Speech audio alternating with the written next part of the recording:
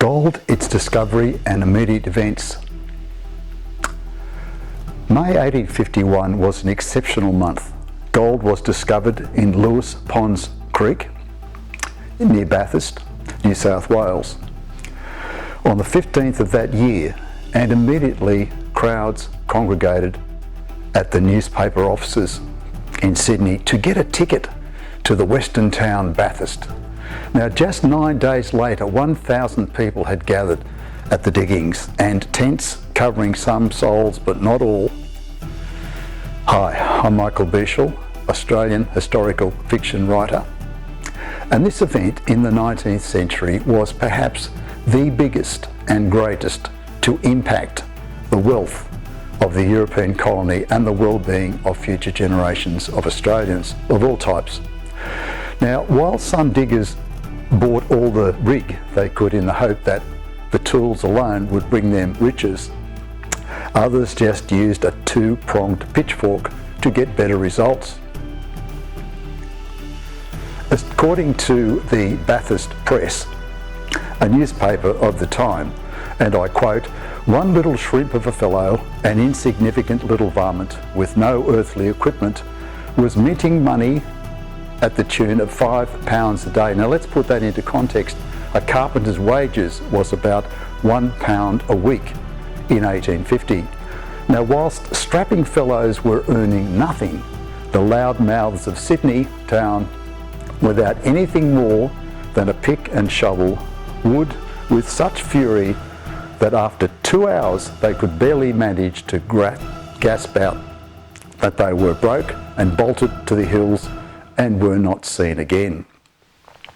Merchants, cabmen, sailors, magistrates, convicts, amateur gentlemen, cooks, lawyers, doctors of medicine and music, an aide-de-camp from the government house and a real live lord were all rockers of the cradle and big swingers. Now, the colonial secretary at the time was Mr. Dees Thompson, and he had been watching the effect on all men. James MacArthur, the son of legendary John MacArthur, urged Thompson to invoke martial law. On the 23rd of May, Thompson introduced a licence for each digger to the tune of £1 10 per month. Now, there were some enterprising fellows, and according to the Bathurst Press again, a scoundrel was wearing a magnet in his sleeve while he was weighing a digger's gold.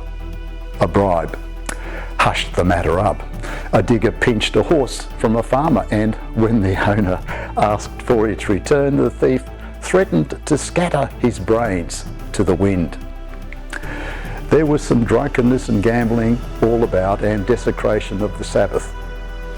According to the Sydney Morning Herald, in early July, William Henry Sutter, an early squatter in the district, showed how a single individual had dug up £4,000, £2.5 million in 2025 worth of the precious metal in one day. He was laughed as a man indulging a little harmless puffing for his own district. Yet on the 14th of July, Sutter showed two massive pieces of the precious metal, glittering in all the virgin purity to the assembled, raising astonishment and wonder, and incredulity and evaporation swept over the faces of that crowd. Sutter told them how an educated Aborigine, fully attached to the mission station at Wellington, had some days earlier been killing time hacking at stones with a tomahawk on the property of Mr. Kerr. When the curiosity of this sable son of the forest was aroused by the telltale golden glitter, soon the splendid prize stood revealed, 1,272 ounces, today's value £3 million.